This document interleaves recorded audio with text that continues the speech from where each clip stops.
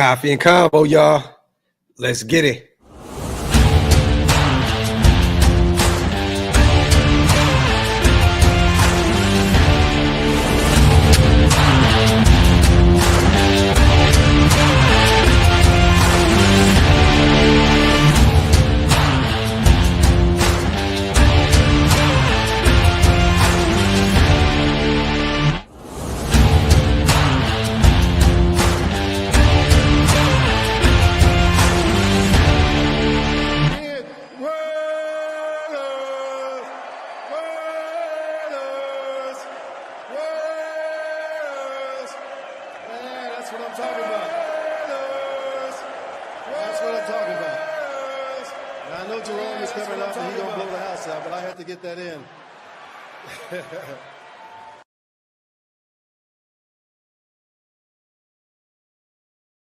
Yo, salute to everybody already here in the building, man. You guys know what time it is. Welcome to the latest installment of Coffee and Convo. I am your host, Graphk Raider, man. Salute to the greatest chat in YouTube history. As always, I appreciate every single one of you guys here in the building. Make sure you guys wipe them feet, meaning hit them thumbs up. Also, hit that subscribe button if you are not subscribed yet. I see Green Dot Gang in the building, something heavy. And R, McRaider, Sin City. I see Royce. I see Jay Steele. Everybody already in here, man. Just make sure you guys leave your presence. You already know what it is, man. Wipe them feet, man. Hit them thumbs up. If you are not subscribed, once again, make sure you hit that subscribe button. A lot to talk about today. Another one bites the dust in Las Vegas. The DUI bug, once again. Nasty work. We're going to cover that here in a second. We're going to talk about these Mark Davis comments yesterday, man. A lot to unpack with this situation. I'm going to give you my take, kind of read between the lines a little bit. And I kind of got, an idea personally where Mark Davis wants to go in terms of the general manager coaching situation in the offseason once these next 4 weeks are up. We're going to talk about that very, very soon. But I don't know if you guys seen this. It broke late last night. I know everybody's talking about it now. I believe Tashawn Reed of The Athletic, salute to Tashawn, broke the news last night on Twitter. But once again, you guys, another Raider. Las Vegas Raider player Charles Snowden arrested for DUI. This is from 8newsnow.com. Las Vegas Raiders defensive end Charles Snowden faces a DUI charge following his arrest Tuesday, the 8 News Now investigators have learned. Officers booked Snowden, 27, into the Clark County Detention Center early Tuesday morning and released him. Records said Snowden was not required to appear in court after his arrest and had no arraignment scheduled as of Wednesday. Metro Police arrested Snowden on Rainbow Boulevard near Sunset Road in the Southwest Valley after receiving a report about a suspicious vehicle. Records said Snowden most recently played in last Sunday's game against the Tampa Bay Buccaneers. Snowden joined the Raiders in 2023. A representative for the team did not immediately respond to a request for comment. Snowden was not required to post bond and did not have a probable cause hearing before his release. Las Vegas Metro Police stopped releasing booking photos this summer after a circuit court ruling. No attorney was listed for Snowden in the court record. A hearing was scheduled for April for a status check regarding the charging document against Snowden, which was filed Wednesday. The charge, DUI of alcohol and or controlled or prohibited substance, first offense is a misdemeanor. So there you have it, you guys. Another knock on this 2024 Raiders team that is just, this type of shit just keeps piling up. But, I initially gave my take on this whole Las Vegas situation, right? Because a lot of people, it's Vegas. And I kind of just said, look, it's more about the human beings. You know what I'm saying? It doesn't really matter what city you're in, this type of thing can happen.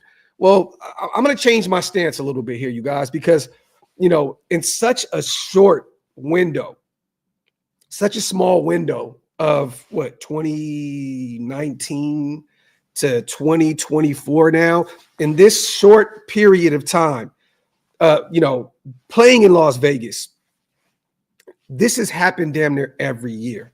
The Henry Ruggs situation earlier this year, I believe it was earlier this year, right? The Janarius Robinson, which he was not cut. Never heard anything about that after that situation went public.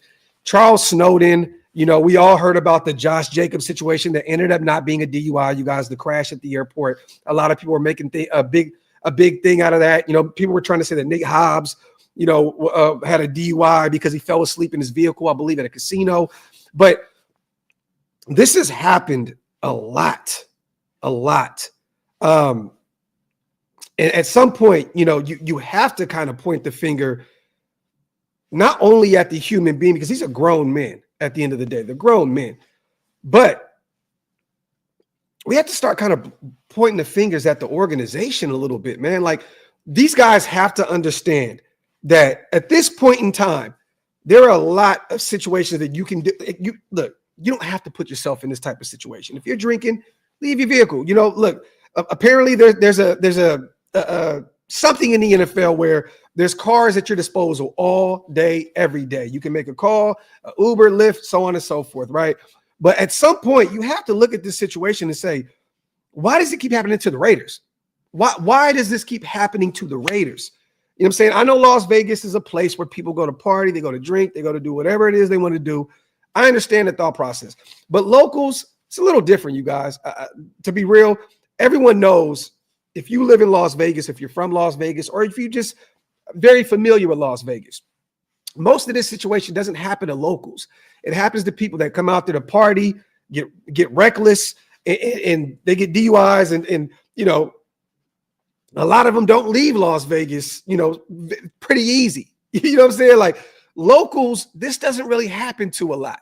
It happens to people that pull up to Las Vegas, they just go get shit-faced, and they don't really look at the big picture, just leaving casinos drunk, high, whatever, and get behind vehicles and going crazy with it.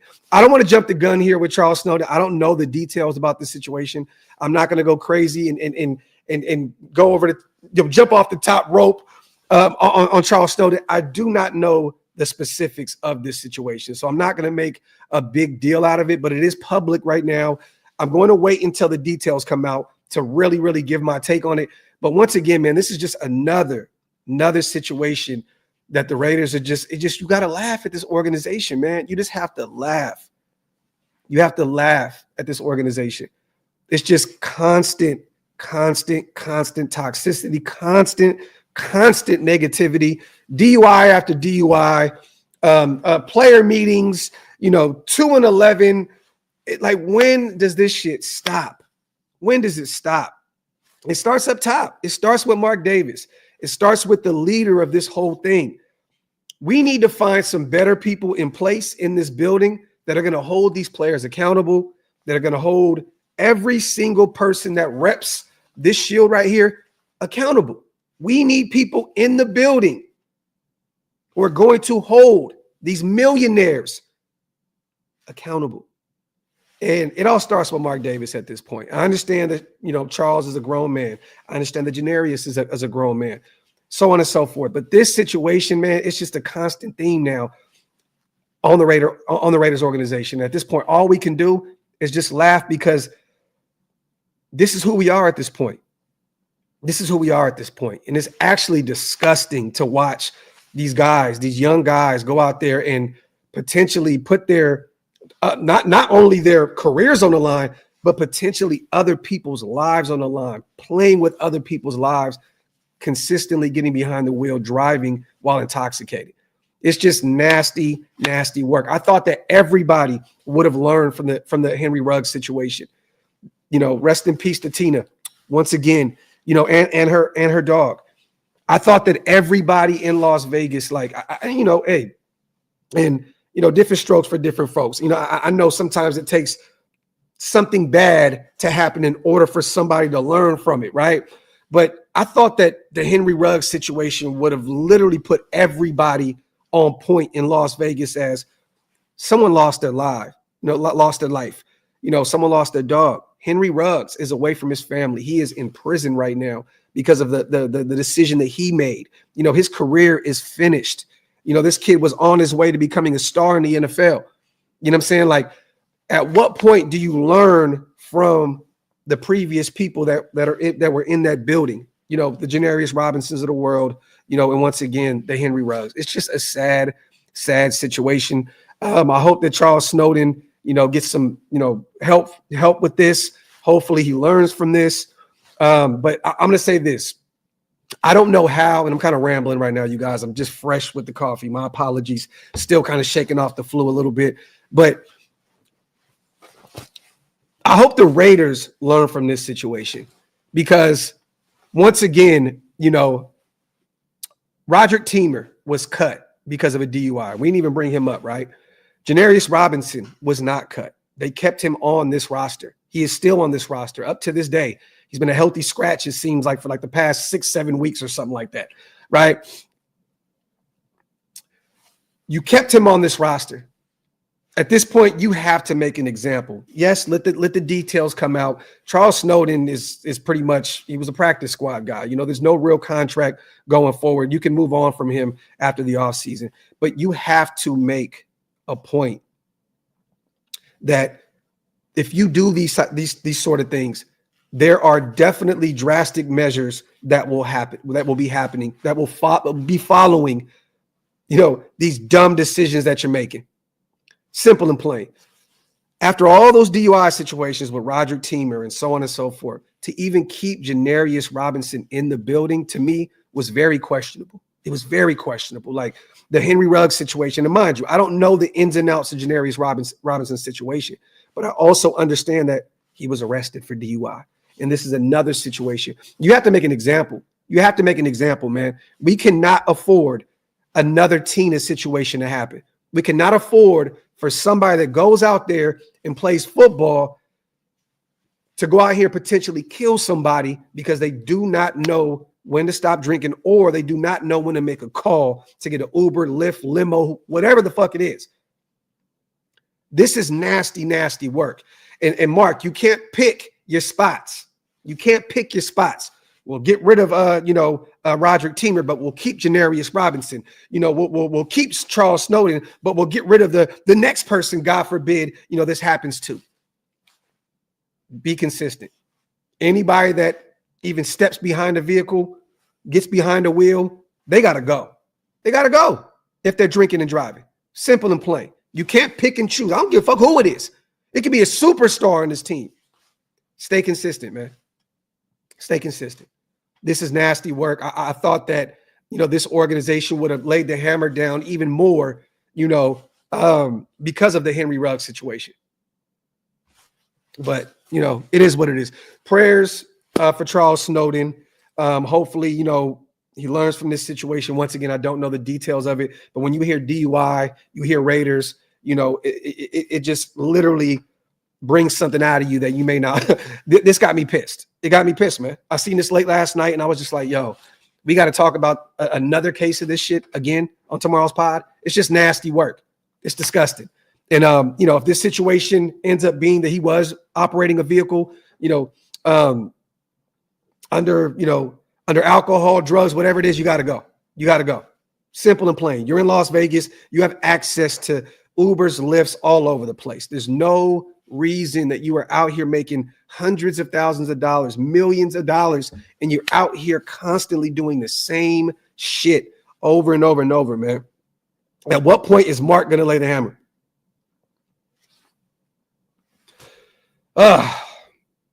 Once again, you guys, Charles Snowden, DUI, was arrested Tuesday. And we went over the article. We'll give you updates as they happen. You know what I'm saying? But yeah, a Raider 24, no exceptions. It doesn't matter who it is. It doesn't matter who it is. It could be, God forbid, our head coach. It could be, wouldn't even throw Max into the universe. He's been sober for a while. He preaches, he does everything in order to keep his sobriety intact. I'm just stating anyone needs to be held accountable for this shit. You know what I mean? Like, I feel like the Janarius Robinson situation They set a bad precedent with that situation. They did. For this type of shit to happen, another defensive lineman, like at this point, you can't pick and choose what situation is worse and what situation, where somebody needs to lose their job or so on and so forth. If you're behind a vehicle, if you're in a vehicle behind a wheel, you got to go. Simple and plain. It's just simple and plain. Salute to PJ Houston, my dog, man. I appreciate you on becoming a member. Salute, salute, salute. My brother, if you guys want to become a member, like my boy PJ, man, hit the link. It's pinned up top. Definitely helps us keep the lights on over here. Salute to my brother and the GOAT himself over here. Here's your rule. You drink and drive, you lose your job. Simple and plain. It's no laughing matter, and it's serious as a heart attack. Facts, man. Facts, bro. You know what's crazy? I was literally talking to my brother B yesterday. Salute to Brandon. I'm going to be hanging out with him back home in Sac in a week and a half. And he was telling me about, somebody that he grew up with that he wasn't really close with, but he knew him. And he seemed like he was a good guy with them coming up. And he went out there, got drunk, killed somebody, I believe a few weeks ago, or it could have been a few months ago. I don't know the timeline exactly, but he was just like, man, when are people going to learn about this shit? You know what I'm saying? Like, when are you going to learn? It just happened in Sacramento. A guy goes out there drunk and kills somebody. Literally, we just had this conversation yesterday before this news even broke. And I understand that this happens every day, you guys. People get DUIs every single day. But at what point do you this is sad, man. It really is sad. Thank God nobody was hurt. You know what I mean? And I'm not going to make this, bigger than what it needs to be, but this could have been bigger than what it is. It's just sad, man. Salute to my brother Hug, man. Appreciate you, brother. Salute to 24. As always, my dog gifting 5 OLV Raiders Network memberships. Salute to my brother and one of the other GOATs over here on the channel. 24. Appreciate you, brother. Real talk. Means a lot to me, man. Salute to all the new Green Dot gang here in the building. Make sure you guys wipe them feet, man. 700 plus people, whether you're watching on Twitter or YouTube, man. Just get them likes up. Glenn, so you spend the first overall pick on your franchise quarterback. He gets a DUI. You cutting him? I mean, look, bro, Glenn, as sad as it is, yes. I know it doesn't sound right, but yes. I don't give a fuck who you are, bro. I don't care who you are. I don't care. Look, this organization has been through hell. That Henry Ruggs situation set this team back. Former first-round pick, started to go this way with his career. Goes out there and kills somebody. Kill somebody, Glenn. Kill somebody, bro. Yes. God forbid, knock on wood, I do not want that to happen. I don't even want to put that into the universe. But yes, I don't care who you are. I don't give a shit who you are. Like Glenn, this is the thing that's crazy to me, man. We're talking about alcohol. We're talking about getting behind a wheel and operating a vehicle off of alcohol. Everybody got to go. I don't care who you are. Yes. Simple and plain, man. Simple and plain. And you would hope, Glenn, that you get your franchise quarterback, right? And they're the leader of that locker room. They're the ones that set the tone. They're the ones that, what did Derek Carr say, Glenn, when Henry Ruggs, when that situation happened? This is one of the reasons I love Derek Carr, not only the teammate, but the human being. Okay. I wish he would have called me. I would have picked him up. Whatever I would have needed to do, I would have picked him up. As the leader of this team, I would have picked him up. There was a point where DC was acting like it was his damn fault. So yes, especially the quarterback position. Especially the head coach. Those guys are the ones that set the tone. If your quarterback goes out there, you draft a quarterback at 1, and he goes out there and catches a DUI. What does that say? Like, what kind of president does that set? What does that set in the locker room?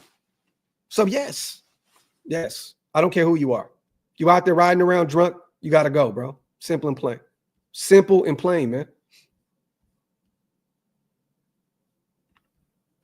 Oh no, go ahead. I'm not saying that you were saying the opposite. You know what I'm saying?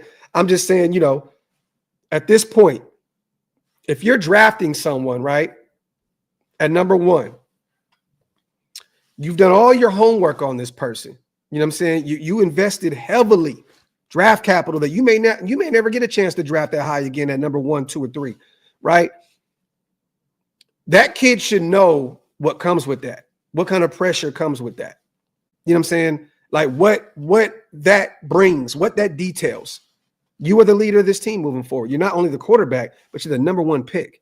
You know what I mean? So they should already understand what comes with that. So yes, if you step out, and you do something stupid, I don't care if you're number 1, whatever, you got to go. You got to go. You got to go, man. Salute to Ron Justice. You stupid, bro. Salute to 2-4. We have to grow this green dot gang to the fullest. Salute to my dog, man.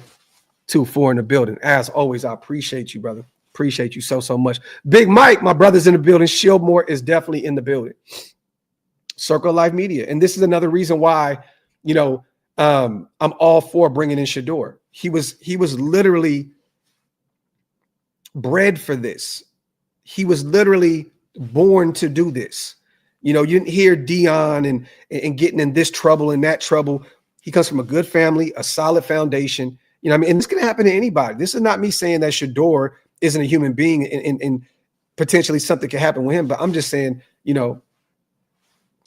I would rather bet on somebody that I feel was built for this moment, built for this situation, than someone that may come into the building. The pressure may mount up and they can't handle that type of pressure. I think that Shador was built for this. God forbid something would happen, with him as well, like something like this. But I'm just stating he's a leader. His dad set the tone for him. You know what I mean? I've never heard anything bad about Shador. I've never heard anything bad about Charles Snowden. I never heard anything bad about Henry Ruggs, even though once that situation happened, I don't know if you guys remember, all those videos started leaking of Henry Ruggs driving over 100 miles an hour in Alabama, and he was reckless. It looked like there was a history of him driving kind of reckless. Him and his girl were in the car swerving in and out of lanes. I don't know if you guys remember that. I don't know if you remember that. But once again, is it possible to do your homework and miss some of these things? Definitely. But we never heard Henry Ruggs get in any trouble. But once again, once he went through the DUI thing and it happened, more details came out later on down the line about him driving reckless and so on and so forth. Not saying he had alcohol in his system or anything like that, but he definitely had a need for speed. So, the thing is this, you want people in the building, and we're going to get here in a second with Mark Davis, Tom Telesco. You want people in the building that can help prevent this as much as possible. You know what I mean? Like, regardless of anything, you have to have, whether it's your players, they got to be bought in regardless. You know what I'm saying? But this is just a sad situation, man. Yeah, Graham, remember that? His girl was begging him to slow down. He was laughing at her. Yes. There you go. Can't get right, man. Appreciate you, brother. CGR in the building, gifting 5 OLV Raiders Network membership. Salute to my brother, man. I appreciate you, bro. Real talk. Salute to all the new Green Dot Gang in the building. If you guys missed out, hit the link. It's pinned up top. Father and son, I will never, ever take my stickers off. So mind your business. Mind your business, man. Mind your business. I keep my stickers on every hat. Every hat. Let me see. Primos in the building. Salute to my brother, man. Salute to my guy. Yeah, Van, I agree. I think Snowden's out of here. I think if anything, if this situation comes out, mind you guys, this could be a situation where maybe nothing comes out of this. Maybe they do a blood, I don't know, and nothing comes out of it. Could be. I'm going off of what was released to the public right now. You know what I'm saying? And if this is true, if he was out there drinking and driving or operating a vehicle under some type of, drug or whatever it is, he got to go. Simple and plain. Got to go, man. Got to go.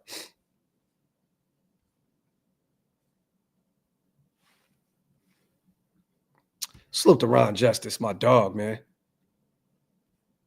My dog. One of the GOATs over here. My boy. Outside of saying I look like a hairy thumb, my brother. I appreciate you, bro. gifting 20 OLV Raiders Network memberships. Man, my dog, my brother. Salute to the 20 new Green Dot Gang members here in the building. Appreciate you, bro. Ron Justice with a haymaker. 20 of them. 20 of them. We need to start disciplining these players. We got more DUIs than winning seasons since going to Vegas. This is facts, bro. Facts. That's disgusting when you think about it, Preem. Like, that is disgusting, bro. That is nasty, nasty work to think about that, bro. We have more DUIs in the building than winning seasons in the building. And Graphk, that's what I'm saying, right? There's too many resources for these players to be doing dumb shit. You know what I mean?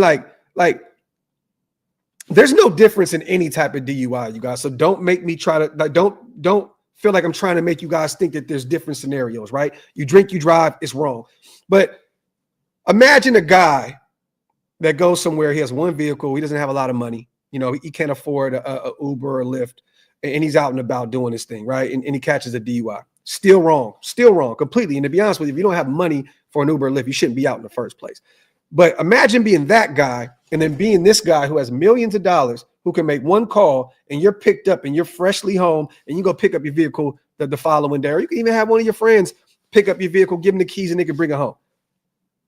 You have resources that most of us do not have. Isaiah, you don't know me then, bro. I love that you're saying something that you have no idea what you're talking about.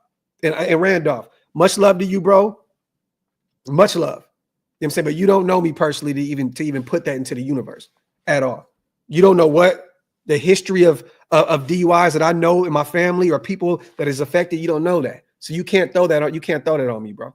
You can't. So be a little bit more conscious of what you say in the chat, bro. Real talk before you get cooked. Real talk. And there's no shade to you, bro. You know what I'm saying? I'm just being real with you. Don't throw something on me that you have no idea what you're talking about. Graphk, may I make a request? For all he does for the channel and helping me keep the chat focused on ball, can we make CGR a mod pup? You know what we're going to do? That's what we're going to do. While we are here, salute to Hug. All right. Make sure you guys wipe them feet, y'all. Hit them thumbs up. You guys aren't subscribed yet. What are y'all waiting on? Make sure you hit that subscribe button. So what we're going to do is this.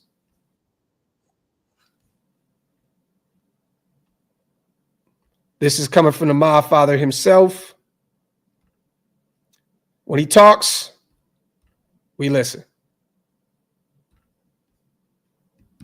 Boom. CGR, welcome, my brother. Welcome. My dog is officially a mob father himself. Got you, brother. Graphk, I can't throw a guy away for one mistake. I would have been thrown away too many times, multiple incidents. I would agree. Well, this is the thing, though, right? Mick Raider, he's old enough to learn from other people's mistakes. That's all I'm saying, man. You're older. He's old enough to understand what has happened in that building. He understands, Mick Raider, you know, that this is a once in a lifetime opportunity. I watch Charles every week on Instagram, Mick Raider, every week, counting his blessings. Thank you, man, for getting me to this point. I made it to the NFL from practice squad to practice squad, so on and so forth. This guy is on Instagram repeatedly over and over stating how happy he is to being able to get to this point, to being able to get to this level. So for you to do that, it makes me feel like all that shit was just smoke. It's just smoke. Also, it's not even just that, Mick Raider. It's how bad are you making your family look, right? How bad are you potentially putting other people in harm's way, but also the organization? Charles should already know that this organization they can't afford any more public hits. We would already went over the recent history of Roderick Teamer, Henry Ruggs, Janarius Robinson. You got to know, it's bigger than you. It's bigger than you. This isn't just Charles Snowden's world and everybody's living in it. You are representing a brand. You are representing the Las Vegas Raiders.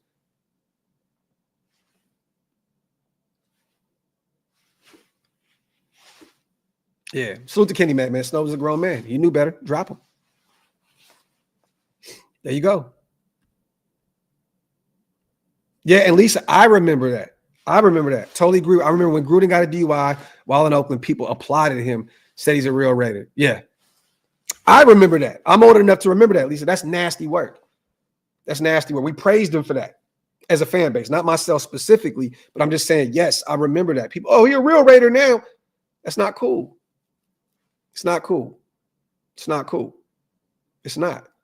And this is not me saying throw him away because he got a DUI, you guys. This is me saying he needs to learn the hard way. Stu has said it publicly, you guys. He's gotten a DUI. He's had to go through a bunch of court hearings and all kind of other shit. You know how many times I've cooked Stu? You know how many times when I'm with him now? You can ask Stu this. Anytime we're together, I drive. Every time. In Cincinnati, guess who was driving the Audi? Me, the entire time. When we're in Indiana and we're riding around, I make sure that my dog, and he's smart enough to understand what the shit that he went through. Graphk, here's the keys, bro.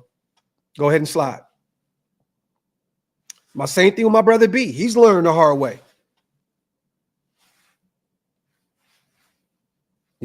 But it is what it is. It is what it is. We all make mistakes, you guys. We're all human beings. I'm not here to say throw Charles Snowden away and throw him under the jail. This is not me saying that. I understand we're human beings and we all make mistakes. I understand that shit. And I just hope that Charles grows from this. But I also understand that he has seen in recent memory what this organization has went through. You know what I mean? He, more than anybody who's worked his way his entire life to get to this point, to get off of the practice squad and be an active member of a football team, for him to get a shot the way he's gotten a shot and to just kind of throw it away potentially, is actually insane. It's actually sad, bro. It's actually sad. It's sad. And I know personally, watching his journey, how tough it was for him to get to this point. And there's just no excuses. And I think that he would agree with that as well. Trip, no. My dog Trip, appreciate you on the $2 holler, bro. No, sorry, Bob. I don't want to have anything to do with Kirby Smart for head coach. Appreciate you, brother. Salute to my guy. Salute to Ron Justice. Love your big hairy toe. Hug these look like a bearded thumb with a wig on it. Much love, y'all. I'm just trying to lighten up the mood in here. Salute to my guy, Ron Justice. And we're going to get to some football here in a second. So just appreciate you, brother, as always. My dog, man. So much, man. I appreciate you so much for what you do for the chat, man. Real talking for the channel, man. Appreciate you. I was the driver for Stu and B in Vegas. I'll do it again in a heartbeat. There you go, Big Mike. You know, bro. You know, man. Mike's a real one. Salute to East Coast Gridiron. I've never drank. It's easy not to. Literally, if you get peer pressured, you're just weak in the first place. I've been the DA, you already know, designated driver for my friends for a while. Salute to East Coast, man. And I'm not here to tell people I drink. You know what I'm saying? But you just gotta, if you're gonna do it, you gotta do it responsibly. Simple and plain. Hate to sound like a commercial and shit, but if you're gonna do it responsibly. And also think about everybody else. You know what I mean? Like Snowden. Think about the player whose job you potentially took from him when you got that, when you made the active roster. Think about that player. And it's kind of like a spit in the face, right? It's a trickle effect. You could think about everybody that one decision affected. Not only your entire life of building up to getting to this point and playing in the National Football League, not just the organization, but the player that you took his job.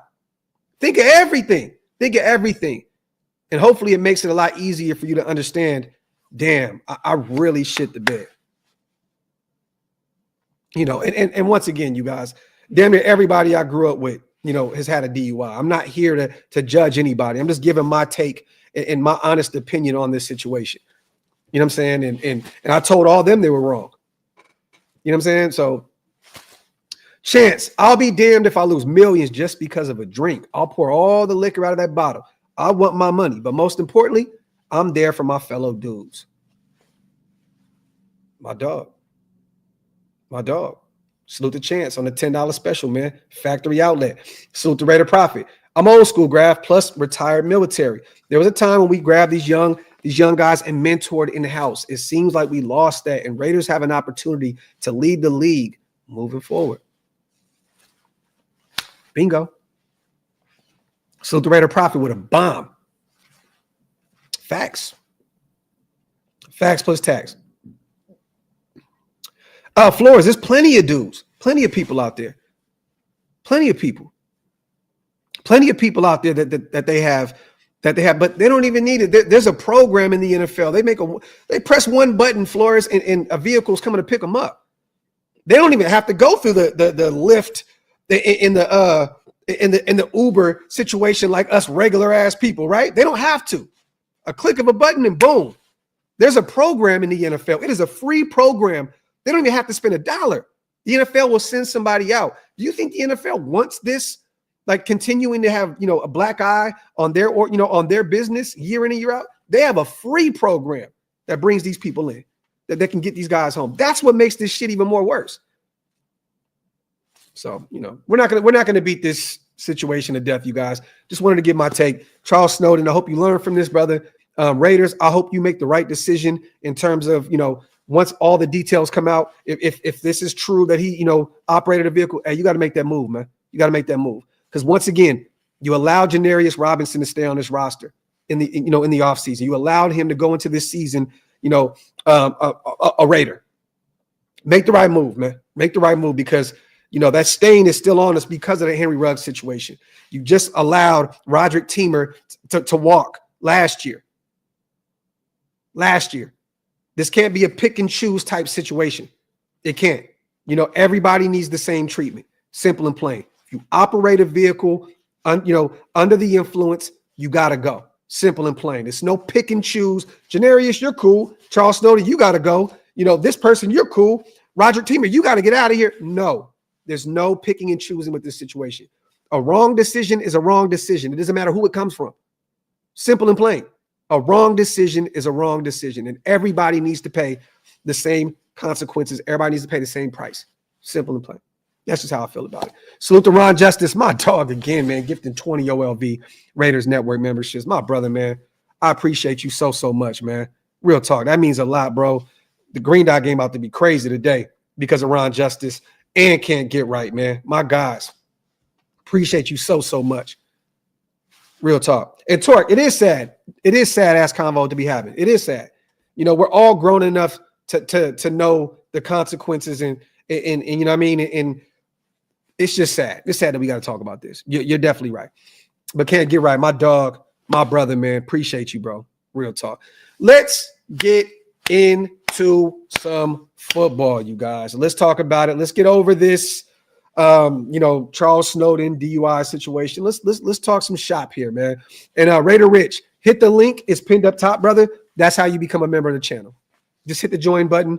Definitely appreciate you so much for wanting to become a member, my brother. And also, man, salute the hug once again. Real talk. Appreciate you, bro. Gifting 5. Y'all are crazy, man. Y'all are insane. Salute to you guys. This is man. Thank you guys so much, man. I think we got about 40 new subscribers up to this point. Members because of you guys just today. So appreciate you guys so much. Fox, let me say this. I put a video out yesterday before we get to the Mark Davis situation. And I was wondering, I wanted you guys' take on this, right? The thing that kills me is this.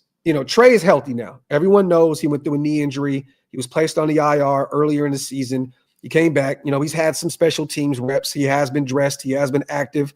There's been a few weeks where he was inactive and so on and so forth. But the thing that's crazy to me is this. Amari Burney's now out there. Okay. For a minute, we were seeing, Ferrari out there getting some reps at the linebacker position. He's still out there getting some special teams reps, and you still see him out there sparingly. You're seeing the Cameron Richardson now, the young rook, 4th rounder out of Mississippi State, starting now. I know because of the injuries and stuff like that. I get that, right? He was kind of forced into the starting lineup. But you're looking all across the board, Lalu, he started on the defensive line. He's getting real reps now out there, as a UDFA. The thing about the safety position, I know a lot of people are going to say, well, Palomar, he's played well, and he's so on and so forth, and Merrick has played well, and blah blah blah. But the thing is this, you guys, I'm trying to figure out why this guy was a Jim Thorpe winner, right? Jim Thorpe. Palomar is a restricted free agent this upcoming season, so there's no for sure thing. Are we going to bring him back? I don't know. We definitely have a chance to bring him back. He has that RFA, on him, so I understand that. Marcus Epps is a free agent. Merrick is a free agent. Who's to say that he wants to continue his career here? Maybe he wants to go, test the waters and see what free agency looks like. At this point, a former Jim Thorpe winner, just like Trayvon Merrick.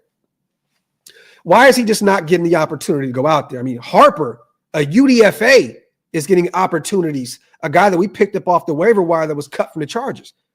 I'm just trying to figure out why we're not seeing Trey Taylor out there getting the same reps, the same opportunities as these other guys. I'm waiting for Dylan. I'm waiting for Trey, to get opportunity. At least Dylan had a few shots. And I understand why you guys, a lot of people are, Dylan, he fumbled the football. Okay, cool. He's had an opportunity to go out there and try and get it done, even though I believe he deserves even more opportunities moving forward. I think it's him and Sincere. They should be the guys at the running back position the next 4 weeks. Simple and plain. Amir Abdullah is 31 years old. He's up there in age.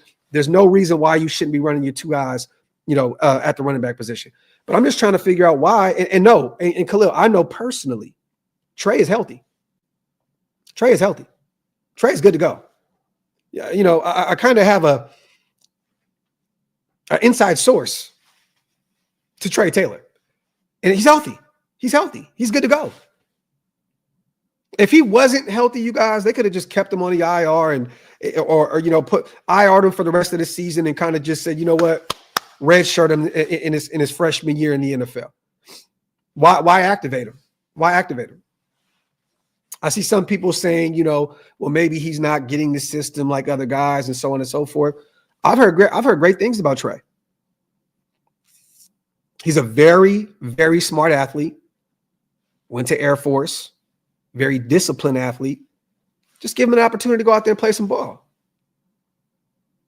That was one of the guys that we were most excited about in this year's draft. I thought Tom Telesco hit that one out the park. 7th rounder, you get a Jim Thorpe Award winner. I thought maybe we would get a look at him this year. I'm just waiting to see these next 4 weeks if we can get a Trey Taylor sighting. Shit, I mean, at this point, you put Chris Smith out there, former Georgia product, former 6th rounder, I believe, from the previous regime. But all these guys are free agents. Why not take these next few weeks to look at these young pups and give you a better idea if I'm going to bring these guys back? Are we going to bring Merrick back? Because what do we have in Trey Taylor? Are we going to bring back Marcus Epps? What do we have in Chris Smith? Are we going to bring back Paul Lamau? What do we have? What do we have in this guy? In this guy? I just want to see Trey Taylor out there. We're not playing for nothing at this point. We're playing for the number 1 spot. I just want to see, we got a ton of rooks all over the place. I just want to see Trey Taylor go out there and get an opportunity like everybody else. You know what I'm saying? And once again, they waited years, 2 years to be exact, to put Sincere McCormick out there. And he's your best running back. At this point, even AP stated that Alexander Madison is going to be running back 2 behind Sincere McCormick, that he earned the running back 1 position. Well, let's see what these other guys can do too. Maybe you do not have to go look at paying Merrick a shit ton of money to bring him back. Maybe you don't have to go spend big time money on a Javon Holland in free agency. Maybe you already have a guy in the building. I just thought, once we were eliminated from the playoffs, why not have these guys go out there and get some reps and get a better opportunity to take a look at them? That's just what it is, man. I would love to see Trey go out there, man. And I'm not saying start him, but give him some reps like Harper is out there. Even though Harper's gotten some starting reps, like real talk, he's been out there a lot. One Nation. See, I would agree with that, but I can't, because guess what? We waited this long to play our best running back. So if it's about scared to look, if you're scared to win, just roll out the same guys. Have Alexander Madison and Amir Abdullah be the guys at the running back position if you're afraid they're going to help you win. You get what I'm saying? Like, why do that then? Why have Sincere, your best running back at this point, be the guy moving forward if you're afraid they're going to help us win? You can just keep Alexander Madison and Amir Abdullah out there then. Salute to 2-4, my dog, man. Graphk, this is why I cannot back this coaching staff no longer. We needed a competent coaching staff. Man, brother, I agree with you, man. I agree with you. And let's get to the talk, you guys. I know you guys seen a lot going on yesterday in the news. Salute to 2-4. We're going to talk about this right now, my brother. Well, Mark Davis finally speaks, you guys. This is off of CBSSports.com. Mark Davis doesn't commit to Antonio Pierce beyond 2024, wants Tom Brady to oversee coach and general manager. So, we've heard rumors and rumblings all across the board of what Mark wants to do. And Tom Brady's going to be very critical and a pivotal part of this team moving forward. And we just heard a bunch of rumors. We never heard it really come from Mark Davis. So now we finally see our owner speak on the situation in terms of head coach, general manager, and what he envisions Tom Brady, his part or his role moving forward with the Raiders. So this is what he went on to say, okay? Mark Davis would not commit to current coach Antonio Pierce beyond 2024, while adding that he hopes new minority owner Tom Brady will eventually oversee the club's entire front office. So there you have it, entire front office, including the general manager. I want Tom to have a huge voice, Davis said months after Brady was approved for a 5% ownership stake in the Raiders, despite the former quarterback also serving as an NFL analyst for Fox Sports. No question about it. As part of building the infrastructure of the organization, Mark Davis continued, per the Las Vegas Review-Journal. A football person that's not a coach or a manager, somebody that can oversee the entire picture. And I believe Tom, in time, will be the person that can do that. In time, I believe Tom Brady can be the person to do that. Let me see. Davis' remarks echo the Journal's reporting, which recently cited a source close to the owner suggesting there will be tons of changes that occur at every level of the organization once Brady and Davis are ready to accelerate their new partnership in the silver and black. So at the end of the day, you guys, Tom Brady is going to have a massive, massive hand over this organization in terms of everything. General manager, coaching staff, probably a quarterback, who we pick in the draft, so on and so forth. Mark clearly wants Tom Brady to have a ton of power within the building. They went on to ask him about, Antonio Pierce being, promoted to a full-time coach after being an interim head coach, finishing 5-4 last year, but also going 4-11 since then. 5-4 last. I think it was Pierce's direction last year, but are just 4-11 going to week 15 this year. Also changing 4-11. Say, okay, they're fucking up right here. 2-11. CBS, got to get your shit together. That's why I was a little all over the place. I'm very disappointed, obviously, Davis said of Pierce's regime via The Athletic. I want to see progress. There's no excuses. We have injuries and all of those things, but your team has to figure out how to get around those issues. If there's going to be a finger pointed, it should be at me because, again, I'm the one who's hiring the people to make the decisions on the field. Interesting. He's taking accountability here. Mark is saying, place the blame on me. I'm the owner. I'm the one that are bringing these people in. But it's funny because he's talking about Antonio Pierce as well, because he made the decision to remove the interim head coach label and make him the active head coach. At this point, obviously, we're not happy, but you have to go through the season and then we'll reevaluate. It's possible Davis hinted that the Raiders will ultimately change head coaches while retaining general manager Tom Telesco, who was hired prior to the 2024 season. They did not come as a package deal. They didn't come in as a team. Mark Davis said they are individuals. For those who are wondering what he meant by that, Tom Telesco came in and separately from Antonio Pierce. So Antonio Pierce was not the guy that Tom Telesco hired as the head coach. Okay. So there's no real ties there. So what he basically alluded to is he's going to talk to them separately. He's going to talk to them separately. Tom Telesco's here. Excuse me, guys. AP is here. He went on also to say, that Tom Telesco had a great draft class, and we all know that's pretty clear, right? Brock Bowers is pretty much breaking every tight end record, rookie tight end record in year one. Jackson Powers Johnson finally moved to center, is looking like a guy that can be a future all-pro. We've gotten real starting reps out of DJ Glaze. He's had some good, some bad, some ugly, but either way, as a rookie, this guy has started at right tackle for us a ton as a third-round pick out of Maryland when a lot of people were questioning why Tom Telesco picked him, there at round 3 after those few runs at the right tackle position. And we know, it didn't work out, up to this point, with Mumford, injuries, and then, wasn't looking really good out there. Glaze has secured that right tackle position right now. He is the guy, the third-round guy, rookie, regardless of, the production. As a rookie, it's a baptism by fire type situation. He's looked really, really good as a third-rounder out there right tackle. He'll only get better with time, you guys. You know what I'm saying? Like, he's played some of the best pass rushers in the NFL, and he's held his own. But I say that to say real quick, you guys, like, how do we feel about these words, from Mark Davis? It's clear to me, I kind of read between the lines that, it sounds like Tom Telesco is a lot more safe than Antonio Pierce. But also it sounds like Brady will potentially have final say in even if Tom Telesco will return as the general manager.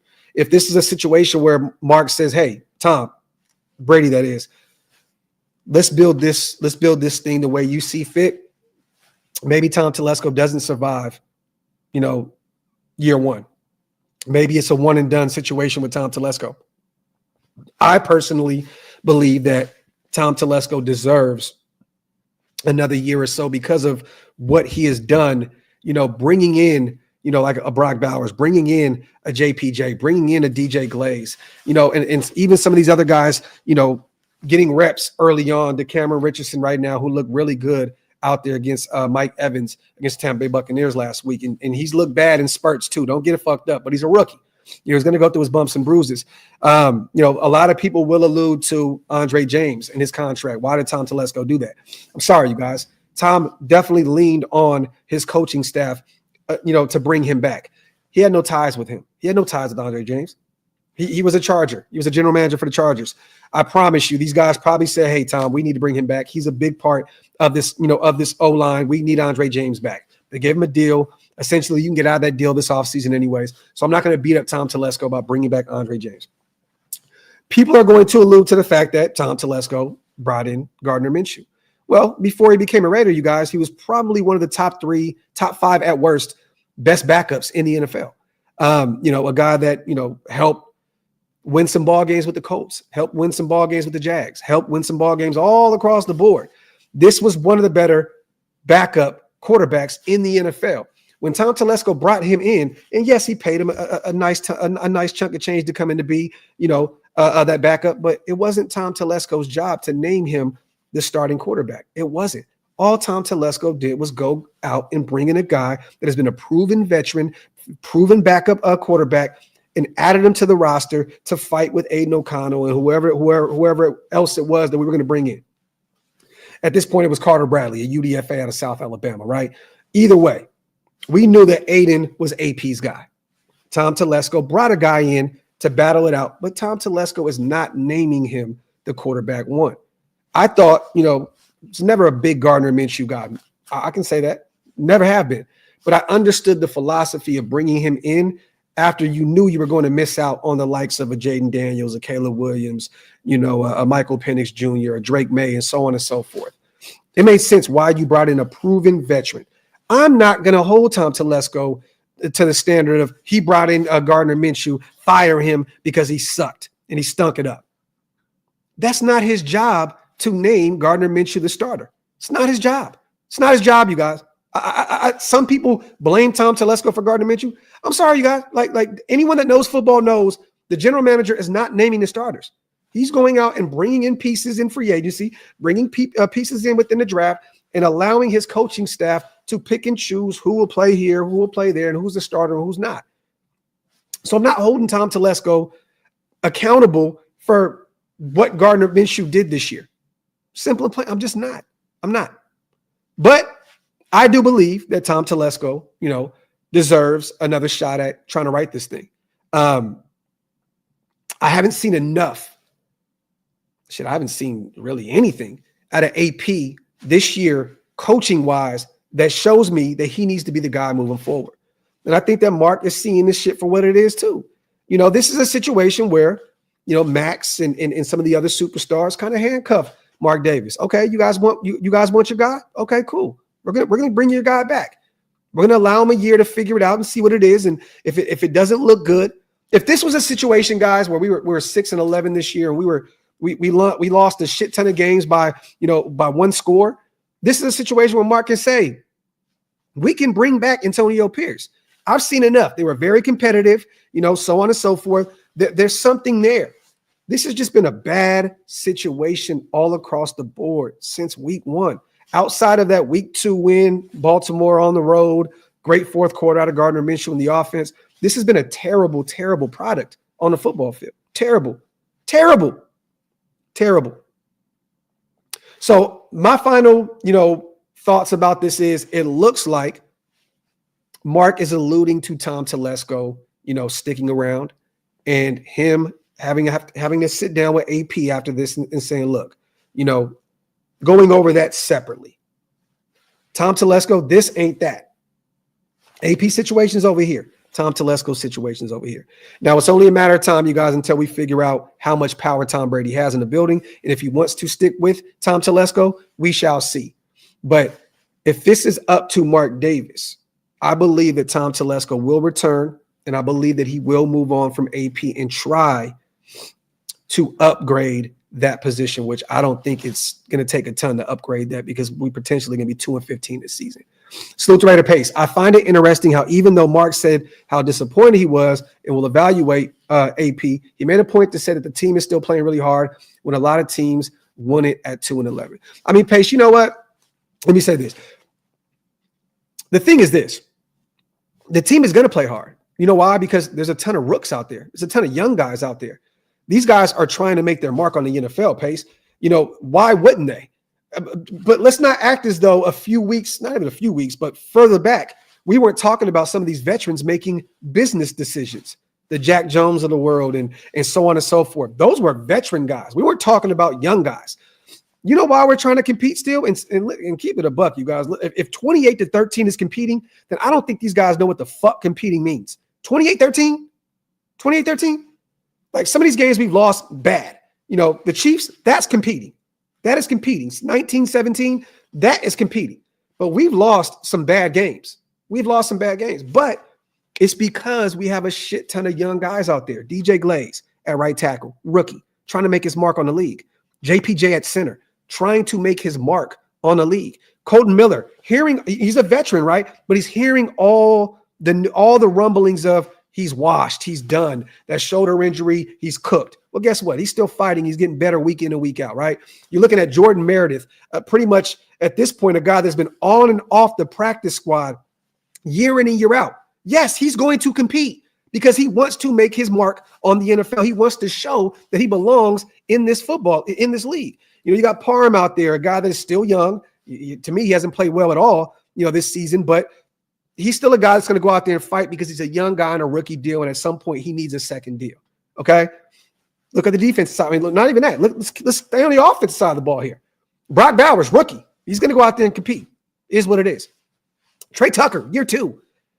He wants to show, what he's made of because he has another deal on the way here in another few years. Jacoby's just a competitor. Jacoby, he's a competitor. If you can get 11 Jacoby Myers, you could probably win a fucking Super Bowl. You know what I'm saying? Simple and plain. Michael Mayer, young guy coming back from personal reasons, played really well against the Tampa Bay Buccaneers. He is going to compete because he's a young guy. And then you can go on the defensive side of the ball and look at the same shit. Look at the same thing. the Cameron Richardson now, all these young guys, across the board, they're going to compete because they want to make their mark on the NFL. But this is it. Competing, great. We all know, and Stu said it himself the other day on our show as a former athlete, it's all about results. It's all about winning football games. It doesn't matter in the grand scheme of things if you're in on every game. You know what's funny, you guys? I've seen this. I want to bring this up to you guys. Is this competing? There was a thing that popped up on Twitter. What if NFL standings, okay? What if every one possession NFL game had the opposite result? Okay. So it's interesting. You're looking at Denver. They'd be 11-2. Well, Denver's still a playoff team right now, right? Cincinnati, 10-2. They have a ton of talent on that team. Tampa Bay, 8-4. They're a playoff team right now. Chicago would be 8-4. Yeah.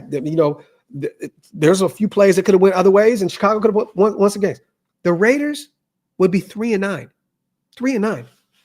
Regardless. 3-9. This was before the Tampa Bay game. We'd be 3-9. Kansas City would have been 2-10. That's crazy to think. Kansas City, the Super Bowl champs, the best team in the NFL in terms of record, they'd be the worst team in the NFL right now. But the Raiders would still be 3-9, 3-10. 3-10 now because we lost by multiple scores to the Tampa Bay Buccaneers. So think about that. If that's competing to me is you lost a shit ton of close games. And, it could have went either way. That's competing. Look at that by itself. That's telling you something. We still be the worst team in the league right now. Like one of the worst teams in the league. Salute to Mando. So this Brady's team now got it. Mando, that's what it sounds like. Salute to Jordan. AP is not getting fired. Bet 100 if you think so. Mark knows no one will coach here if he keeps firing coaches after 1 year. It takes more than 1 year. Jordan, my dog, let me say this. AP may come back. He may come back. And if he gets another year, great. He has a chance to try and right his wrongs, right? Cool. Great. Phenomenal. I'm not betting you 100 because I don't know you enough. You know what I'm saying? Like if I win that bet, when do I get my money?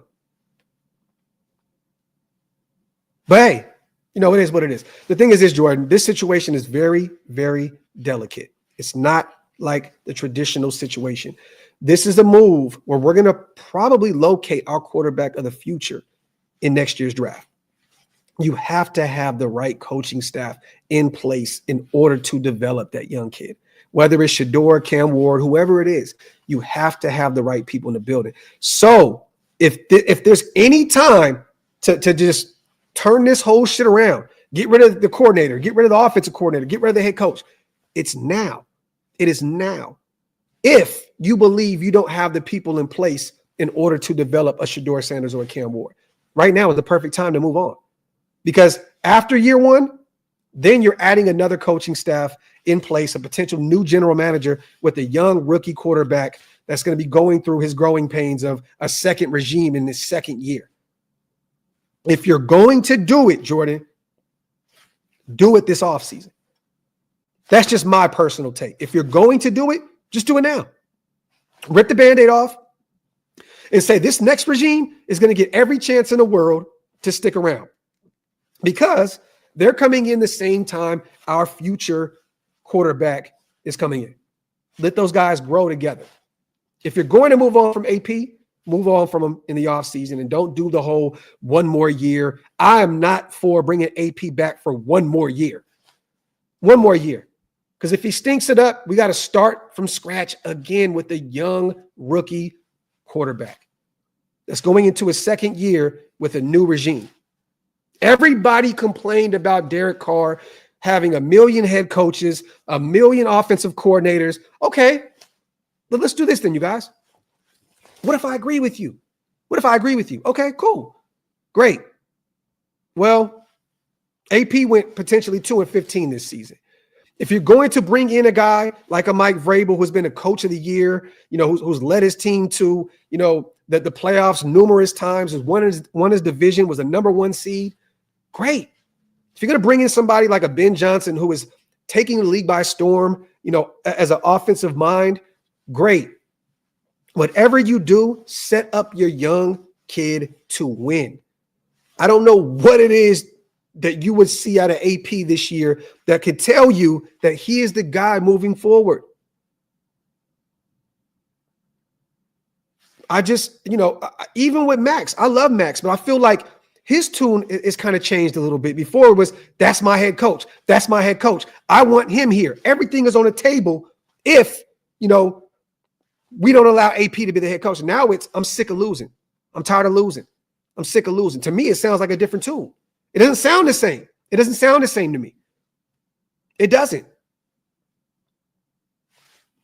Graphk, you catch the Glaze JPJ Raider interview? I didn't, huh? Can you send it to me? Send it to me on Instagram, brother. I would love to check it out, man. I love both those guys, man. I talk to DJ Glaze's dad a lot on IG. You guys know I follow JPJ's parents. They follow me back. We've talked numerous great families, great players. I would love to check that out. Let me see. Wipe them feet, y'all. Hit them thumbs up. If you guys are not subscribed yet, make sure you hit that subscribe button. Since AP was a defensive-minded guy, do you think Vrabel will also be a mistake? Especially keeping in mind our sights are on Sanders in the draft. No, I don't. If Vrabel comes in and finds a great offensive mind, I'm cool with that. Vrabel has been proven, Grandmaster. The thing is this. Who turned around Tannehill's career, Grandmaster? A guy that won most improved player. I think he had like the best, was it completion rating or something like that, or QB rating? I forgot what it was in 2019. Led him to his first Pro Bowl. You know what I'm saying? He did that with Tannehill. So if he can locate an offensive, an offensive coordinator and Vrabel sticks to the defensive side of the ball, I'm cool with that. As long as he finds, identifies someone that can come in and work with Shador and work with that offense, I'm cool. But Vrabel is proven. He's proven. Look, like I said, look what Tannehill did in 2019. A ton. I think was he all pro? I don't know if he was all pro, but he was Pro Bowl, comeback player of the year, just so on and so forth. There was a lot going on. Salute the Grandmaster. The thing is this, Jermaine, we can't come to that conclusion if we don't know that that's really a thing. The thing is this, we keep saying tank year. We don't have any. Do we have any record of this being a real thing?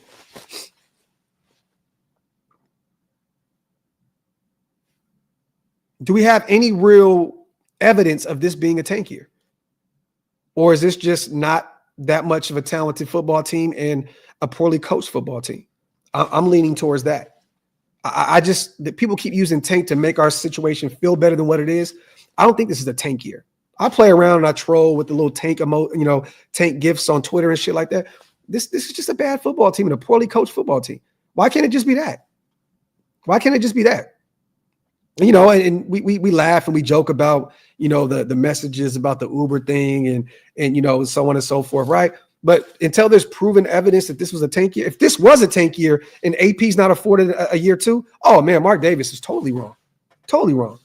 But there's no proof to us saying this is a tank year. This is just a poorly coached football team and clearly a beat up football team and not talented enough football team to get it done.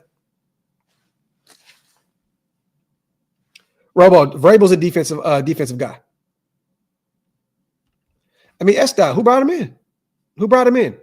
And I know you're going to go back to, well, he wanted Cliff Kingsbury. Well, hey, man, it takes two to tango.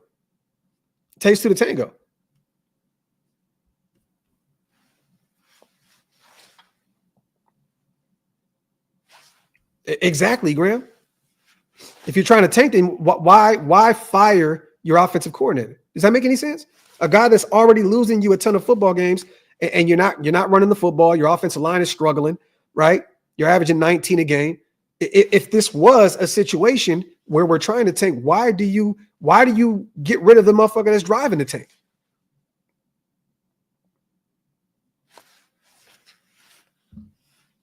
Hey, man. No excuses. Salute the Laser, my dog. We had our OC. Oh, wait. Mark didn't want to give him 3 years when he gave AP 2. That's not on AP. How different this season could have been. Once again, you guys, I want to kill this narrative of this third year. I've talked about it a million times, Laser, and I know, who am I, right? Blah, blah, blah. I don't know shit. I'll tell you this, man. There was never a third year. There was never a third year. Cliff Kingsbury seen the direction and got the fuck out of Dodge. It's just simple and plain. It's just simple and plain. The third year, that's always the thing, right? The third year with Cliff Kingsbury. Man, he's seen the direction and said, I'm out of here. Is it, I'd rather have Gardner Minshew than a Jaden Daniels? No. I would rather have Antonio Pierce, an unproven head coach, than a Dan Quinn, a guy that's been to a Super Bowl as a head coach and been a phenomenal defensive coordinator for years. If I'm a betting man, Cliff Kingsbury is saying this may be my last chance. Last chance to do something after that Arizona situation, USC. This is my last chance to do something at the NFL level. Am I going to bet that on Antonio Pierce and Gardner Minshew? Or am I going to bet it on Dan Quinn and this new regime out there with a rookie quarterback and Jaden Daniels? They'll be a little bit more patient because we have a young rookie quarterback, and I can figure this thing out. We have to kill that narrative of this third year, you guys. It is so easy to say that. It is so easy to place the blame on Cliff not wanting to stick around because it was a 2-year deal. I don't buy that shit. And from what I've heard from people, and hey, this can mean nothing, is that wasn't the situation. It was, let me get the fuck out of here. This ain't that. Salute to Laser on the $5 special. Salute to God, family, and Raiders for life. I appreciate you, brother. You're the GM, and today is draft day. We took care of the O-line, D-line, linebacker, and safety in free agency. What are your first, second, and third round picks? East Coast Gridiron, can you give us yours too so we can compare? I like that. Salute to God, family, and Raiders for life. So you're saying we took care of the O-line, so I don't have to worry about that. D-line, cool. Added a linebacker. So I'm even going to put some names out there. I'm still going to attack O-line and D-line in the draft, regardless. But I would bring in Greenlaw. Tore his ACL, Super Bowl. The Niners just activated him. He's great in coverage. I would bring him in free agents. Let's just say we brought him in as a linebacker. In safety, I'm paying Javon Holland. Okay. So a guy that can play all over as a DB. First, second, you go Shador. If we're already taking care of those positions, second round, I'm taking a running back. Whether that is, it could be whoever. It could be whoever. There's going to be a shit ton of talent there at the running back position in round 2. Let's just say we took the young kid out of Arizona State. Let's just say we took, Cam. Cool. Let's just say we took a running back there. And then in third and the fourth round, if we already identified those other spots, I would get a wide receiver and I'd probably get another corner. If we already approached the O-line, D-line, linebacker, I would get those other positions later in the draft. So I would go quarterback, running back, wide receiver, corner, because we got 2 third-round picks. So if we already attacked those, that's the way I would do it. God, family, and Raiders for life. I would get the best running back available there in the second round. Maybe Hampton out of North Carolina, which is one of my favorite running backs in this draft. Him or Cam Scatterable. I can go that route. And then in third round, I'm looking at a Trey Harris, out of Ole Miss. And then I'll be looking at, once again, a corner. If it's Kobe Bryant out of Kansas, one of those type of guys, I would look at that. So potentially it could be Shador, Cam Scatterable, or Hampton out of North Carolina, Trey Harris, and then I would go Kobe Bryant out of Kansas if he's still there available. Salute to God, family. Appreciate you, brother. Let me catch up on these supers real quick, you guys. My apologies. I know I'm behind. Appreciate every single one of you guys for rocking with me as always. Salute to my guy Jose. Was watching the Pac-Man Jones podcast. Had a guest saying the Giants will take Ward and his OC has legit sources. I seen that and I was going to talk about that. It's funny, Jose. I was actually going to put that in the title of the video. I forgot who the guy was. I know he has a ton of experience, covering football. But there was and there is a rumor, you guys, going around that the Giants already pinpointed Cam Ward as their guy and that they will potentially bring in the Miami's offensive coordinator to come in and call the offense with the Giants. I'll say this: a lot of football players and a lot of other people came to that post. Even Deion Sanders Jr. Jose, I don't know if you've seen him comment and call cap on that situation. Call cap. So who knows, Jose, at this point, who are you going to take? Honestly, like Cam Ward is the biggest question mark in this year's draft because all the ties with Shedeur to the Raiders. It's just clear cut that this is like the biggest non-kept secret in the NFL, right? The Shedeur wants to be a Raider. The Raiders want Shedeur. Cam is like the biggest question mark. So it's easy to just say, oh, he's going to the Giants because Shedeur wants to be the Raiders and this, and that. And it's easy to say, well, you know, they need another OC out there with the Giants. They may move on from the ball, and they may you know, have a new signal caller out there on the offense side of the ball. I'm not buying into it. It's too early. The draft is not even around the corner yet. We still got many months before draft boards are truly drawn up, and you can kind of go off of what you see. Now, maybe this man heard something from the Giants that they like Cam Ward, and maybe they like the idea of potentially bringing in his OC, but I don't buy that. It's way too early, Jose, to pinpoint Ward and his OC down there in Miami going to the Giants. It's just way too early. Salute to Jose. Appreciate you, brother. But I did see that. Definitely wanted to talk about that. I don't know the guy personally. I don't know who his resources or who his sources are and who he knows within the, you know, buildings and respective organizations. I don't know. But I'm going to call cap by him stating already that it's a done deal, foregone conclusion that Cam and his OC are leaving, you know, Miami and going to the Giants. It's just way too early for that.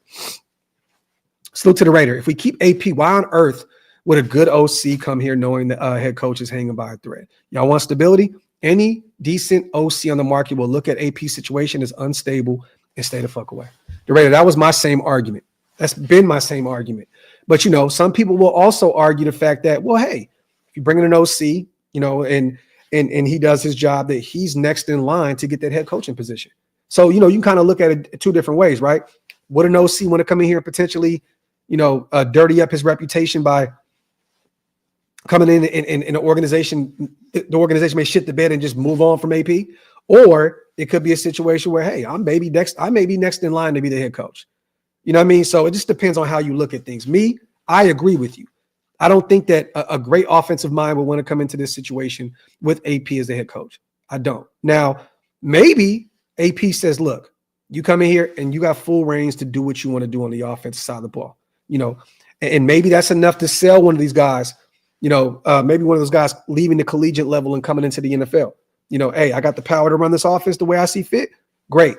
But you have to look at it both from both perspectives. You know what I'm saying? It could be a situation where I don't want to go there because the head coaching position ain't, you know, it's unstable, or it could be a situation where I want to go there because if AP loses the job, I can be next in line to get that job. Salute to the Raider, man. Salute to S. Dot, my dog, also on a $10 special. Once again, man, I appreciate every single one of you guys in the building. I appreciate it so much. Wipe them feet, y'all. Hit them thumbs up. If you guys are not subscribed yet, what are y'all waiting on, man? Hit that subscribe button. I rock with what Deion Prime Time Sanders sees in AP. And he wants both of his beloved sons to come to the Raiders, and he's really connected on the inside. If that's not good enough, S. Dot, let me say this, man. Deion, right? Former NFL player, one of the greatest football players of all time. Antonio Pierce, former Pro Bowl, one-time Pro Bowl, one-time Super Bowl winner, right? You always want to see, you know, somebody that was in the league, you know, be successful as a coach. Also, once again, why wouldn't Deion want AP, one of the only African-American head coaches in the NFL, to succeed? There's a lot of moving pieces here. They're friends, former players, and they're rooting for each other to win. I mean, Deion heard all of it, you know, heard all of it at Jackson State. He's still hearing it at Colorado. You know what I'm saying? There's so many moving parts. I'm not just here to say Deion is sold because of his AP, right? That could be some of those. But also, I believe Deion's looking at the situation as, you know, my son needs to go number one. And AP and those guys are potentially going to have that number one spot. There's a lot of politics in football too, S. Dot. Don't believe that for 1 minute that Deion just believes in Antonio Pierce to take over his son at the next level and turn him into a future Hall of Famer. This is not that. There's politics involved in this as well. There's a lot of money on the line, being a number one pick, so on and so forth. There's a reason why. Deion is very, very smart, you guys. He's a marketing genius.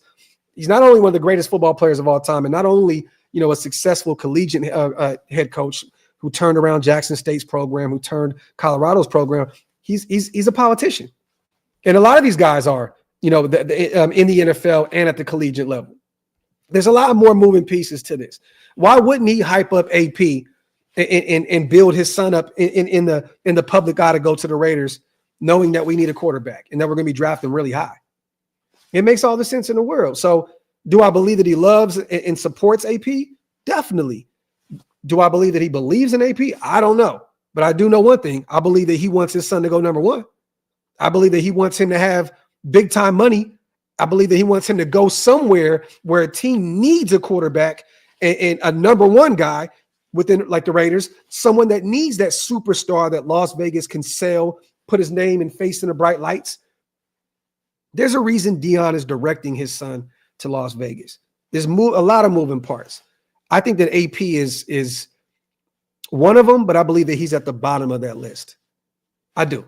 I think that it's clear he wants his kid to go somewhere, where Mark Davis, wants a superstar quarterback. He wants a guy that can help sell this organization, sell it to that city. They're waiting for a winner out there. So, it was a tank after many unintentional L's. Laugh out loud. Salute the Grandmaster, my dog. Salute the Pride and Purpose. Also, would you pair Najee? See, people thought I was crazy, man. People still think I'm crazy to this day about wanting to bring in Najee. I would love to bring in Najee Harris. I would love to bring in Najee. Still fairly young. Bay Area product, Bay Area guy. I believe he signed to Marshawn Lynch's agency. I would love it. You can definitely bring in Najee and be that thunder and lightning type 1-2 punch, at the running back position. I would love it. Just depends on what he costs. They refused to pick up his 5th-year option. So he will be a free agent. And once again, another guy a Bay Area guy that would love to play for the Raiders. Would love it. Yeah.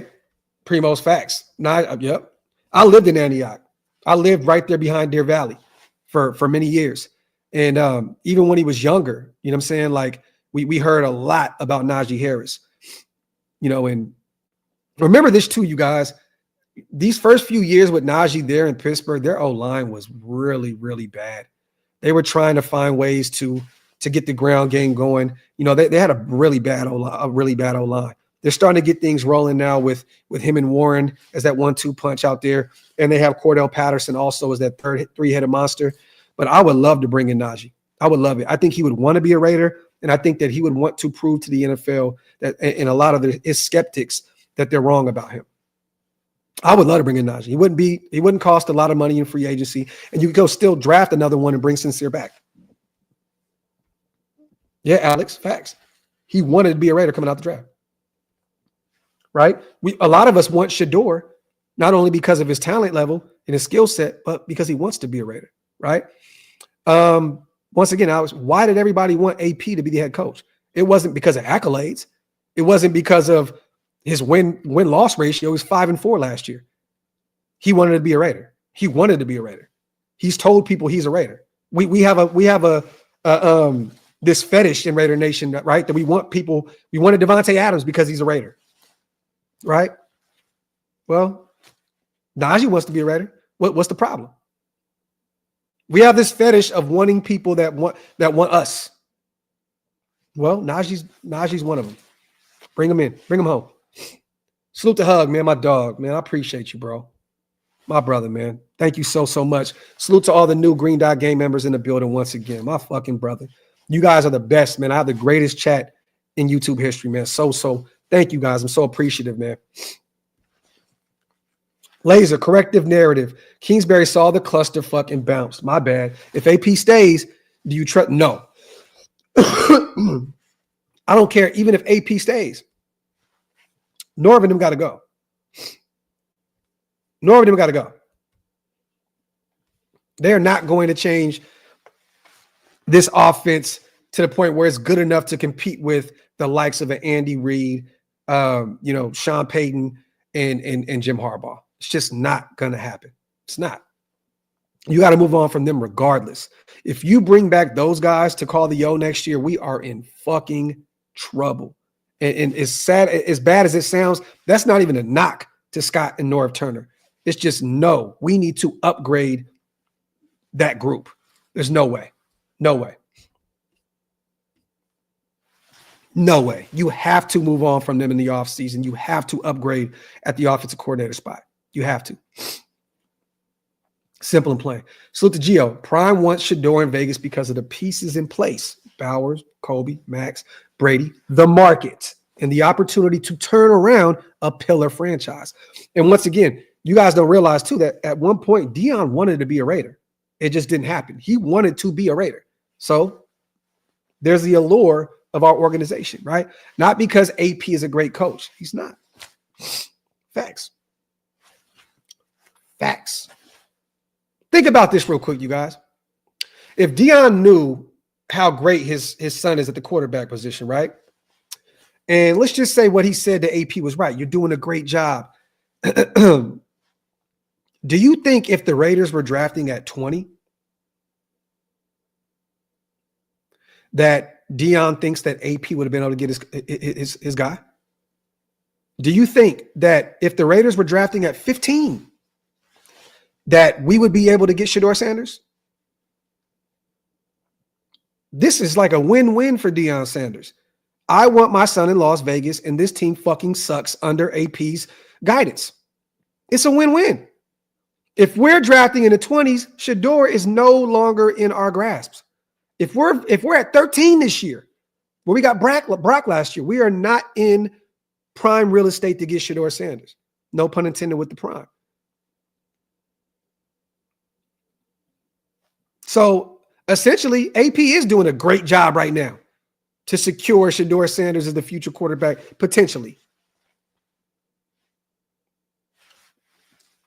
If he was doing a great job, you guys, we would not even be in the running for Shedeur Sanders.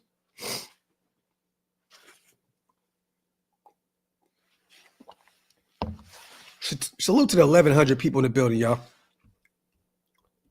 God and family, my brother, man, once again, appreciate you. If Brady would have so much oversight per Papa Davis, wouldn't he want to pick the coach also? And if so, would Prime's relationship with Brady personally training his son make him a top candidate?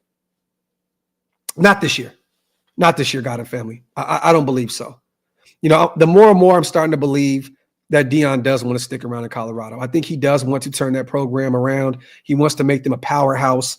You know, even with Shedeur gone, even with Shiloh gone, even with Travis Hunter gone. I don't think this is a situation. Now, maybe down the line it could be, but I don't think so. I truly don't. And, you know, even as much power as we think that Tom Brady's going to have, you guys, I do not believe that he's going to have the final say so in terms of who the general manager is. Because once again, we're putting ourselves in another situation where we're doing the same shit and expecting different results again. I think this power thing may be getting kind of overblown. We've done this in recent memory, and it just doesn't work. You gave Gruden all the power in the world, $100 million, fully guaranteed. Essentially made him the general manager because you brought in Mike Mayock, a guy who had no experience at general manager. All this power shit is killing me, giving all these guys so much power. I think it's a little overblown. I think that Mark is going to lean heavily on him, but I don't think that he's going to have final say. I don't. Will he have some power? Yes, but I don't believe that he's going to have all the power in the world to just go in and just turn this shit over on his head if he wants to. I don't, because it hasn't worked in recent memory. You gave Gruden all the power in the world, and he couldn't turn that shit around. So will he have some power? Yes. Will he have some say-so in terms of who the general manager and coach is? Yes, because Mark is infatuated with other successful athletes. There's a reason why Richard Seymour is in the building. There's a reason why Tom Brady, they're proven winners. There was a reason why Gruden got paid $10 million a year, $100 million guaranteed, because he won a championship. Also, the what if factor with the Raiders and the nostalgia that the Raiders bring. They love bringing other guys back. So, I don't know, man. Would it make sense for Deion to be here? Yeah. I mean, Shador's gone, Shiloh's gone, Trav is gone, right? It would make sense for him to move up the ladder with those guys. But I don't think it's going to happen. I don't think it's going to happen. I don't. Now, maybe we start hearing some crazy stuff happening after these bowl games. Nose ring, y'all. No booger. Nose ring. Maybe we start hearing, different things happening, once these bowl games are up, and maybe we hear a different tune out of Deion, like, you know what?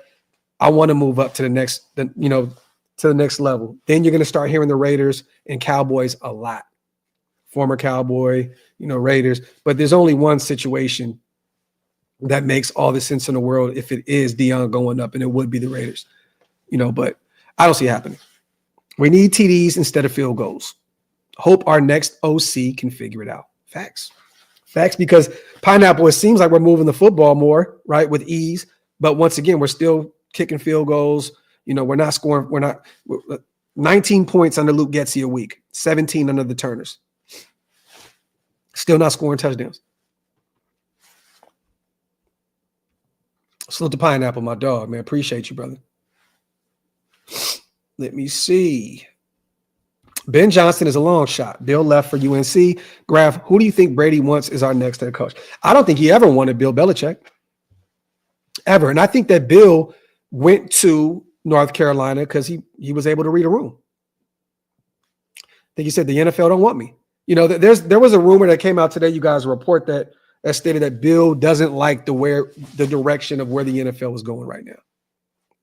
I call cap on that. I believe that the direction of the NFL is changing, and it no longer wants the Bill Belichick, the militant type head coaches.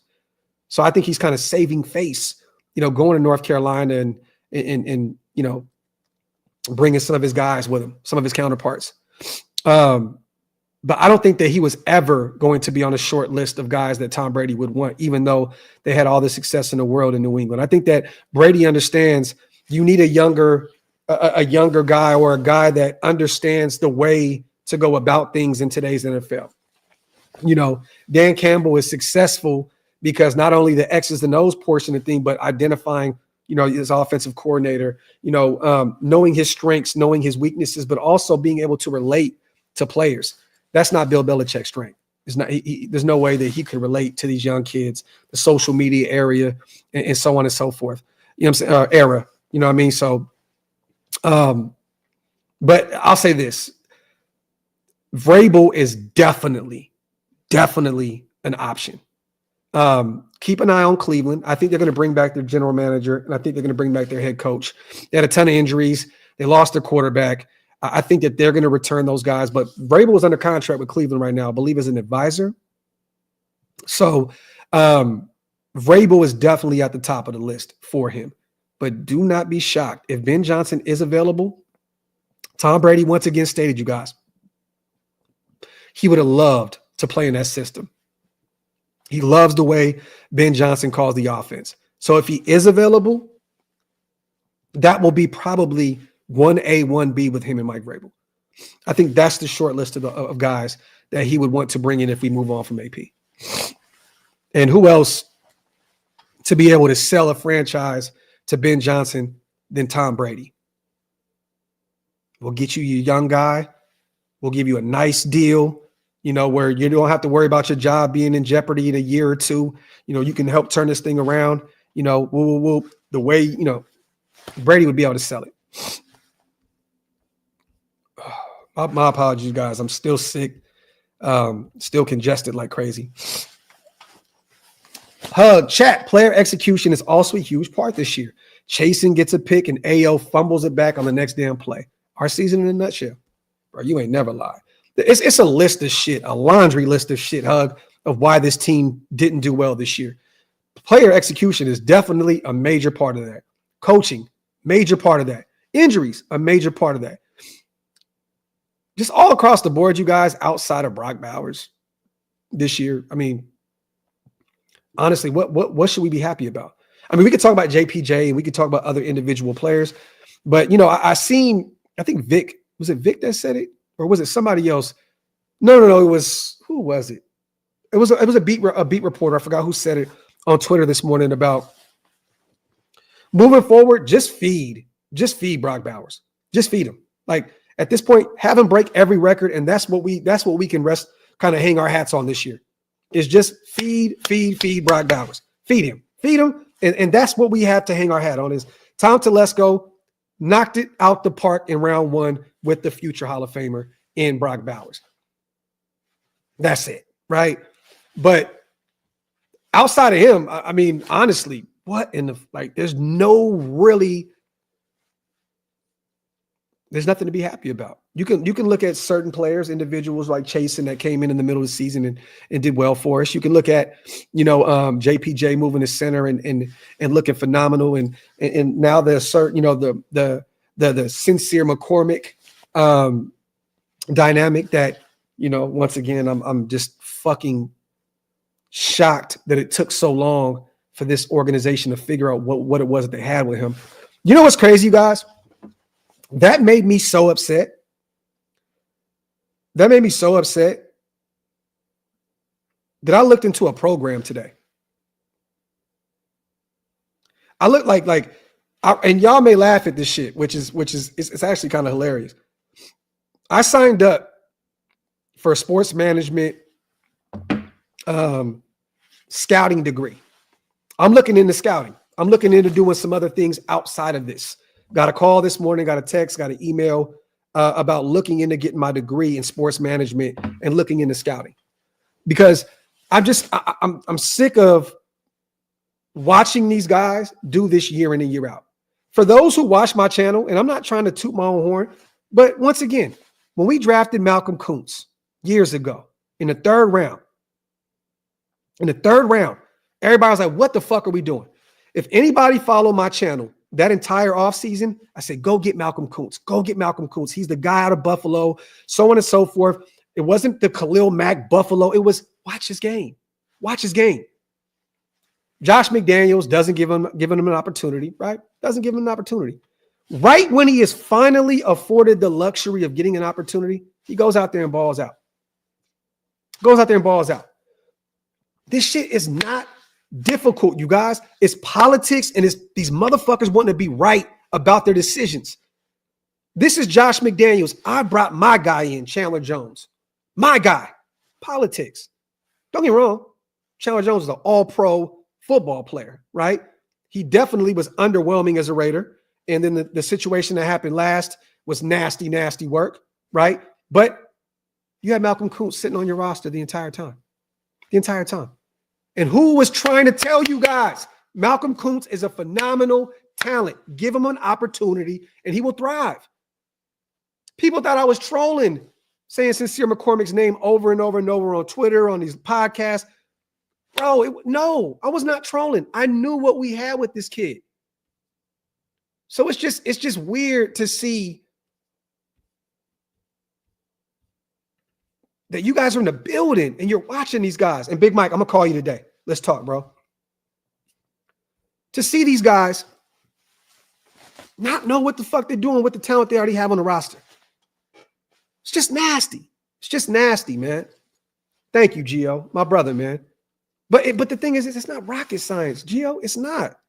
It's not hard to look at a player and say, he has something there. That's why I'm ready to just take it to the next level, man, and do some other things. Real talk, man. Continue to do this too. But just real talk. Add a degree and get more involved behind the scenes and helping shift, and put together rosters. I may look at San Jose State. I'll be out there, maybe I'll try and get with them and figure some things out. You called a Graphk, no doubt. Appreciate you, brother. Appreciate you, man. Appreciate you, my brother. Salute to Nada as well, man. My dog. Salute to DeMarcus. I call you Graphk McShay for a reason, my G. Salute to my guy, DeMarcus. Appreciate you, brother. Salute to everybody here in the building. As always, once again, salute, salute, salute. Wipe them feet, y'all. Hit them thumbs up. If you are not subscribed yet, make sure you hit that subscribe button. Not leaving yet. Still got a few more minutes. Let's shoot this shit. Get some questions in, you guys. Salute to Jermaine. I just feel that Getsy was never their guy, and we didn't get our QB. So after 5 games, they knew it was a wrap. If they go for another head coach, he better be the end all be all. Maine, hey, bro, I agree with you, bro. I agree with you, man. I think at this point, you know, if you do bring in another guy, it needs to be the guy. Look. More than not, you guys, it doesn't work with interim head coaches. This is a situation where it's like we're not just giving up on a head coach. We're not quitting on a head coach. This guy was an interim head coach. We removed the tag and we allowed him a chance to try and right the ship. This isn't a typical Raider move on, give a guy a big deal and you move on, you fire him and you're paying 3 or 4 head coaches at the same time. This isn't that. It's not the same situation, y'all. It's not. You know, this is a situation where Mark probably looked at it like, I wonder what it would have looked like if I would have gave Bisaccia. If I would have removed the interim tag on him, he took this team to the playoffs. I wonder what could have happened. Well, I mean, you know what? This is the second time this is about to happen. AP 5-4 got pretty close, you know, to getting into that playoff talk, right? You know, let's see if this is that. It's okay, y'all. Like, it's okay to move on if something ain't that. It's okay to move on if something is not, if it doesn't feel right. It's okay, man. It's okay. Like, we're in a microwavable society. People give up on shit all day, every day. So what is it a problem to move on from a coach after a year and a half if he's not the guy? I don't. Why hold on to something if it's not, if you know it's not that? And me personally, this is me personally. I'm not trying to create a narrative, you guys. I do not believe that AP is the guy moving forward. I don't believe that he is the guy to right the ship. I said it the entire time. I wanted Ben Johnson or Jim Harbaugh, and AP was a distant third guy. And when he was named the guy, the head coach, I was happy for the nation because I was so happy that a lot of you guys got what you wanted. And now we have the Raider guy, the rah-rah guy. So let's just hope it works. I haven't seen enough in terms of coaching. I'm not beating him up just about 2-11. I'm talking about coaching, game management, talking about bringing in every old coach in the world to try and help you get this shit right. Marvin Lewis, Joe Philbin, you got Tom Coughlin in the building. You know what I mean? Like the list goes on.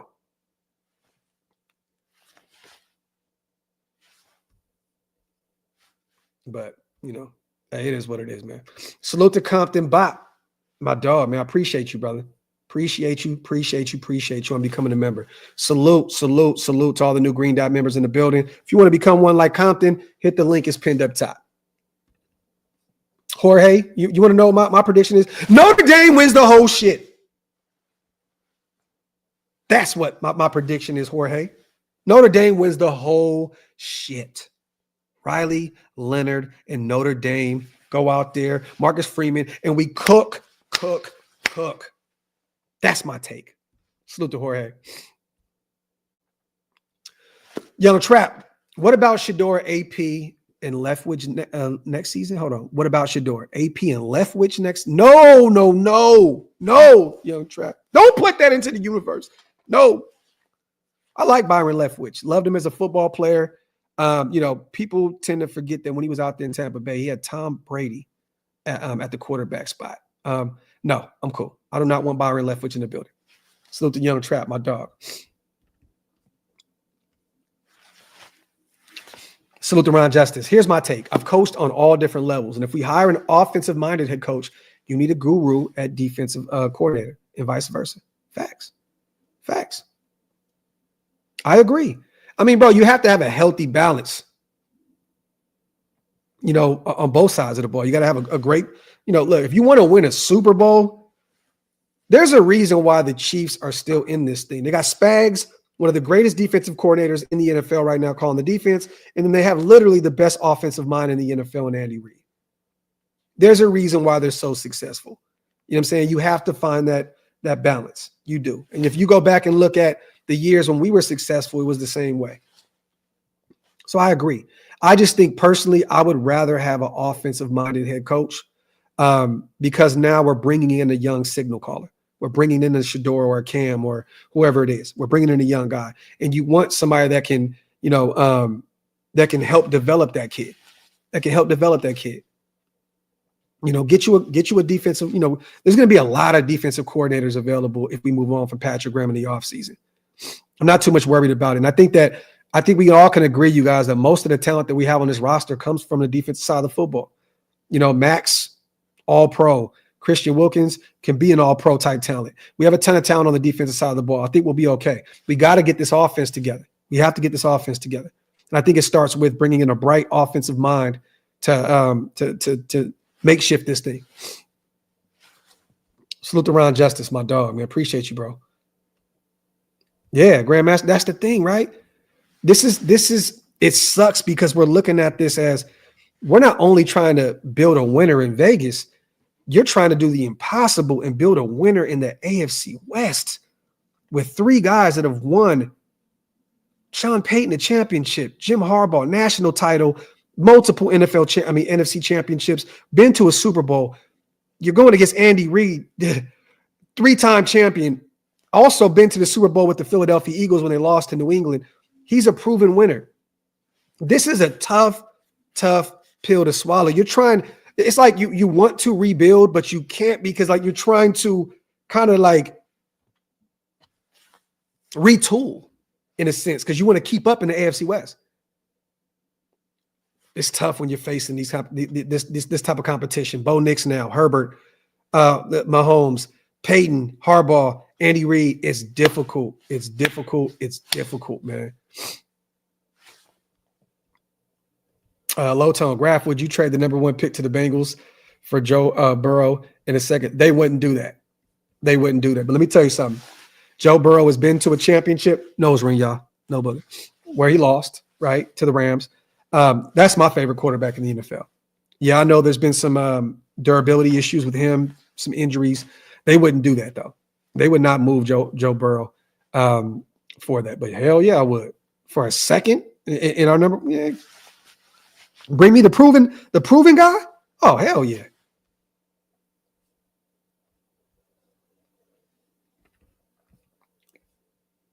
My apologies, guys. I am behind on the super. Salute to everybody here in the building. It's not one coach moving on from. It's firing every year. You can't find Bill or Andy by changing every 14 months. Well, you're not going to find a Bill or Andy like that easy anyway. And it's difficult. It's difficult to even Bill, man, he went through his bumps and bruises to become the guy he was. It took a Tom Brady to become Bill Belichick. Same thing with Andy Reid. They were very competitive, everywhere he went, especially with Philly, the Donovan McNabb experience and so on and so forth. But he found a Patrick Mahomes. So, you can't expect to bring in a Gruden and expect him to win championships with a Derek Carr. We have an opportunity here, DM, to potentially find our future quarterback and our future head coach and allow them to develop together. That's the difference between what you're saying. Andy wasn't successful. He didn't win the big one until he found Patrick Mahomes, until he got into an organization, like Kansas City that pushed all their chips in and said he's the guy. That went and got Mahomes and sat him behind Alex Smith and allowed him to develop. Same thing with Bill Belichick. Bledsoe goes down. They have their guy in Tom Brady, 6th rounder out of Michigan. But there's a lot of moving parts with that. I agree, but the thing is that you have to find the right guy.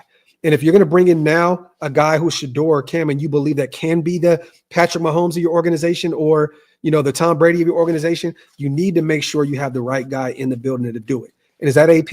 Me personally, I do not believe he's the guy.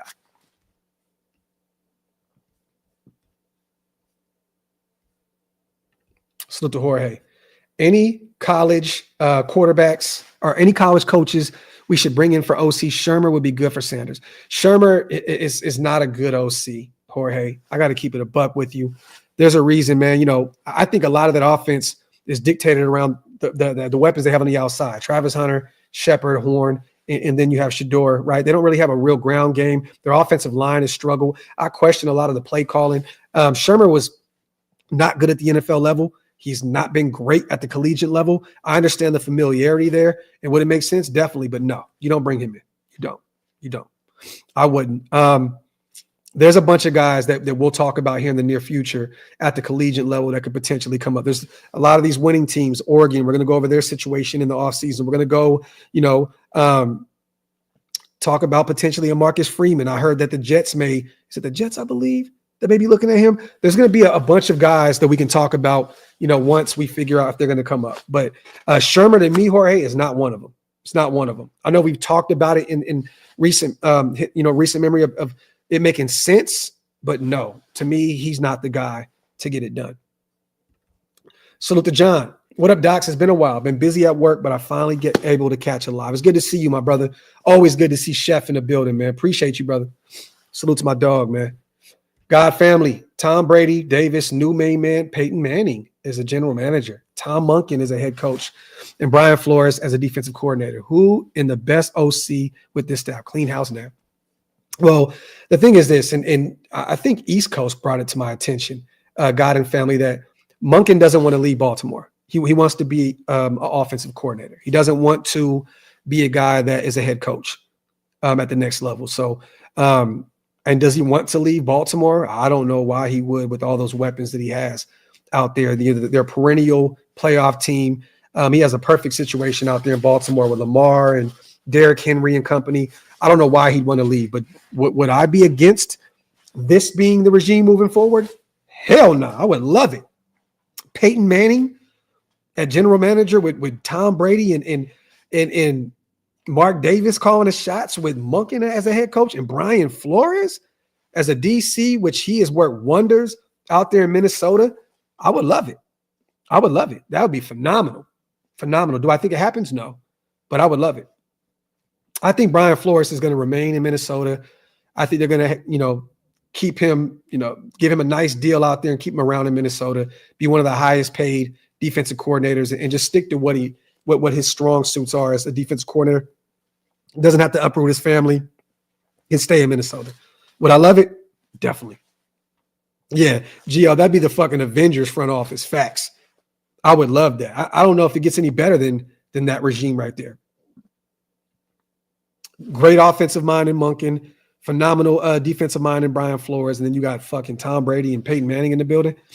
Would be crazy. Crazy. Salute to Can't Get Right. I appreciate you, brother. Real talk. Let's get our Raider brethren Graphk to 30K subscribers, y'all. I thought we were going to do it this year. Can't Get Right, but the Raiders shit the bed. So I understand. I understand why, we're not there yet. A lot of people gave up on this team. So I get it. And rightfully so. We've been ass all year. But hit that subscribe button, you guys, if you're not subscribed yet. No, Isaiah, it's good, bro. You're my dog, man. I just wanted to tell you, one thing you can't do is speculate about shit like that. You know what I'm saying? But it's good, bro. Come on, man. You're my dog, man. It's all love.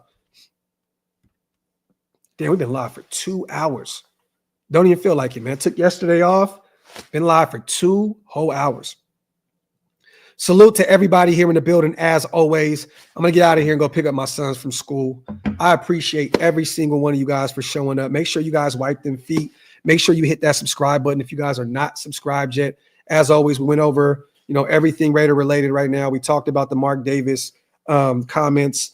If you guys just joining, go back. We talked about, the Tom Telesco talk, the AP talk. We went over the Charles Snowden DUI situation and how I feel about that specific situation. And I know a lot of people in the chat also gave their opinions on what it is. So, man, hey, we'll be active all week long, you guys. Real talk. We have the watch party on Sunday, me and Hammer. We'll be doing a preview show probably Saturday. And I know we at least have one more Graphk and Wasted show this week lined up as well, which will probably be tomorrow. So stay tuned for that. But as always, man, I love every single one of you guys. Thank you so much for the continued support. And man, real talk, man. On the way out, once again, get them thumbs up. And also, oh yeah, I'm tripping. Monday Night Football. So we'll be live Saturday, Sunday, and then we'll do our watch party on Monday. So, and then after that, I'm gonna get ready to go home to Sacramento for a few weeks and see the family and enjoy the holidays, man. So, but once again, man, thank you so much. And I'm gonna hit it Wasted now. I'm gonna see if he wants to put together a show here for the next few days. Other than that, love. You already know what it is. One.